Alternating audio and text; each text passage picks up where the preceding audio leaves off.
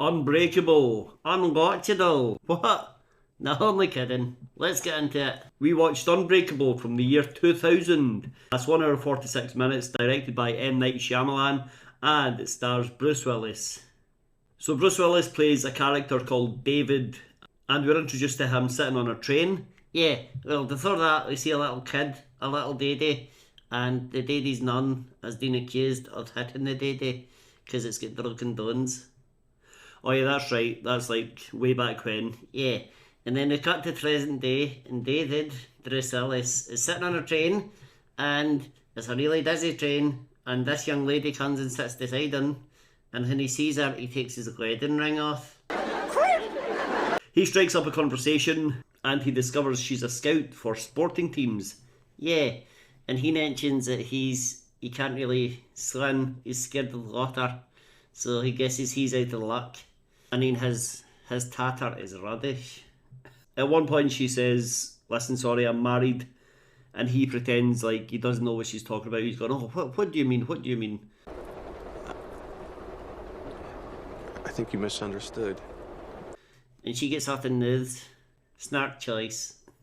A little after this, the train starts to shake, and everyone starts to panic because the shaking gets worse and worse, and then next thing you know, David is waking up in hospital.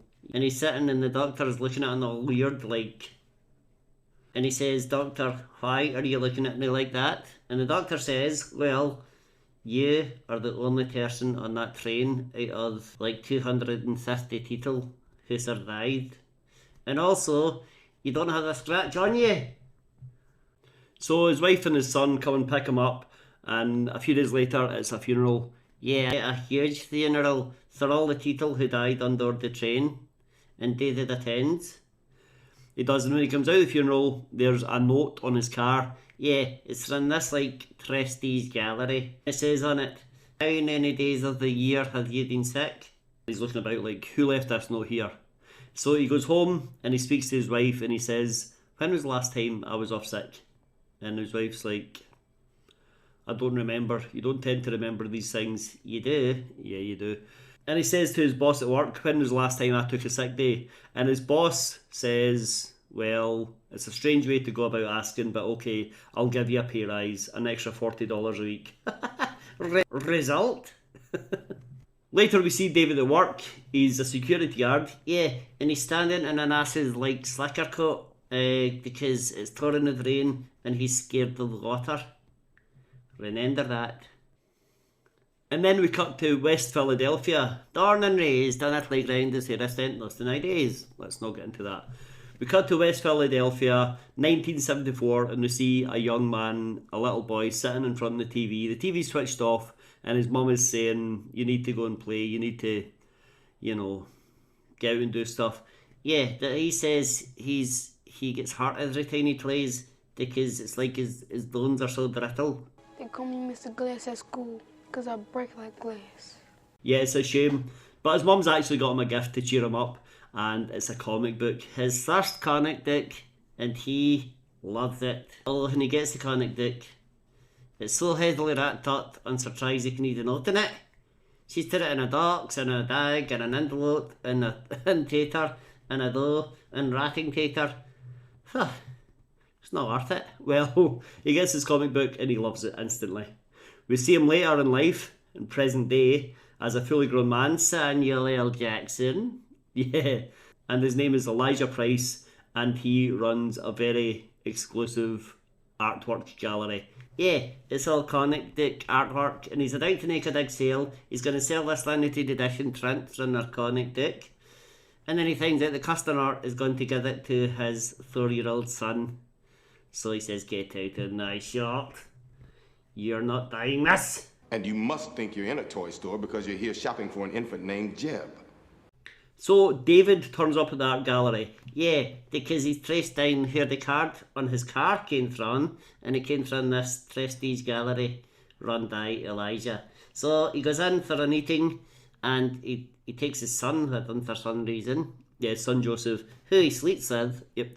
He sleeps with his teenage son Joseph because he and his wife are going through a bit of a rough patch, so they don't want to share a bed. Yeah, so poor Joseph, who's like 12 or something, has to share a bed with his dad.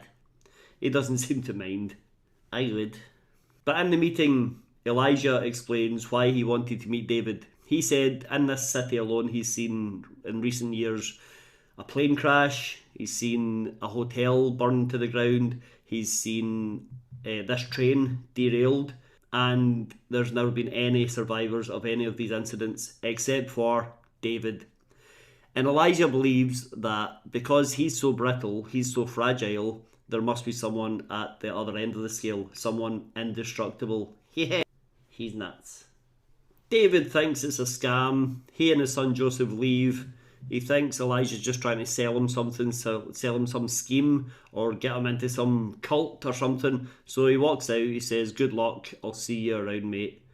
Yeah, and then later he does see him around because Elijah goes to the Daystall Stadium where David works. And something happens with David at his work. A guy barges past him to get to the queue for the baseball game. Yeah, and then David says to his colleague, make sure he search that guy. The guy in the camouflage jacket. I just got a funny feeling about him. Elijah hears this and says, "What do you mean? What do you think's up with that guy?" And David says, "I don't know, it's hard to explain, I just get a feeling." And Elijah pushes him and David says, "Well, I can see a handgun in his coat with a brown handle."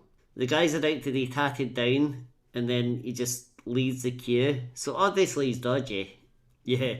David says, "Listen, Elijah, I'm not interested in signing up for any of your schemes." Yeah, he still thinks he thinks it's some sort of sales pitch. So David goes off, carries on with his patrols. Meanwhile, Elijah follows the guy in the camouflage jacket. He sees him leaving the stadium. He's like, "Hey, wait a minute, I want to talk to you." Not weird at all. But because he's so fragile, he has to move carefully, and he's huddling along chasing this guy. The guy runs down some steps and into a subway station. Elijah tries to follow him, but he trips on the steps and breaks all his bones. Again. But as he's lying on the ground upside down in absolute agony, he happens to see the guy jumping over a barrier in the subway station, and the camouflage coat lifts up and you see a brown handled handgun. Yeah, David is right. And Elijah is like, "Aha!" Also, my bones are broken. Later that day, David goes home and he decides to have a workout in the garage. He's got a weights bench. Like, yeah, except he uses his. He's got a weights bench in the garage and his son's there, Joseph, and Joseph says, "How much are you going to lift?" And he's doing bench press. And David starts to lift whatever's on the bar. Joseph says, "I'll put some more weight on," and he puts on loads. And then David says, "No, that's too much. Take some off." And Joseph says, "Okay, Dad." Then David lies down and he starts to lift and press and press and lift. And then he says to Joseph, "How much weight did you take off?" And Joseph says, "None." I put some on. Because Joseph thinks Elijah is right. So David realises, wait a minute, I lifted that pretty easily. Maybe I can lift more. So they put on all the weights that they've got in the garage. Yeah, and then they stick on some heavy paint tins as well. Altogether, it's about 350 pounds. That's a lot. Meanwhile, Elijah is in a therapy clinic for rehabilitating his bones. He's quite used to this, so he's not like struggling. But he's in there and he meets his personal therapist, who's called Audrey, and she is David's wife. Elijah starts to try to convince her that David's special. And Audrey is just like David. She's like, "Oh, whatever, Nate." Once again, we see David at work. Someone brushes past him and we see what he sees in his mind's eye. Yeah, he sees this guy, M Night Shyamalan, by the way, as a director in a little cameo. He nudges past David. We see in David's mind a picture of this guy planting drugs somewhere in the stadium. So David searches the guy, but there are no drugs on him. No, he must have ditched him. Or, as David thinks, he was mistaken. Later that day, Joseph has found his dad's handgun. Yeah, and he points it at David. He points at his dad and he says, listen, I'm going to shoot you. This bullet will just bounce off you. So Audrey and David are like, oh my goodness, he's a psycho. He's convinced that his dad's a superhero, just like Elijah said. Finally, they convince him not to pull the trigger. Yeah. And then they hug him. Yeah, I wouldn't be hugging him. By now, though, David does have some doubt in his mind. He's starting to think, what if there's something there? So he goes to the subway station, where it's very busy. It's like rush hour. Yeah, all the people are running about, trying to catch their trains, coming out of trains, and it's Nod. It's so busy. And loads of people are brushing against David because he's just standing in the middle, letting people bump into him. And every time he bumps in, and every time someone bumps into him, we see what he sees. Yeah, he sees, no. And he sees crimes. He sees someone has stolen something from a store. He sees someone threw eggs at someone from a moving car. Eventually, though, a maintenance worker from the subway bumps into him on his way past, and David sees his crime. And the crime this man has committed is going up to someone's front door, a nice big house in the suburbs. Yeah. And he says, can I come in? And the guy says, no, I don't know you. And this guy, he's in an orange jumpsuit, that's his outfit. And the orange jumpsuit guy says, I like your house, can I have it? And the guy says no. And he goes in and beats up the guy. I think he might have killed him. He might, because we don't see him again. But what we do see is that he takes the wife and he takes the 2 young children and ties them up and keeps them prisoner and lives in the house with the family tied up, unable to get help or to escape. So because David has touched this guy, he knows where the house is. So David frees the kids. He tells them to go and hide while he finds mum. But then the bad guy comes back, the guy in the orange jumpsuit. Yeah, and he pushes David off the balcony into the swimming pool. Remember, David's scared of the water. It's his weakness. He's terrified. And he falls in the pool.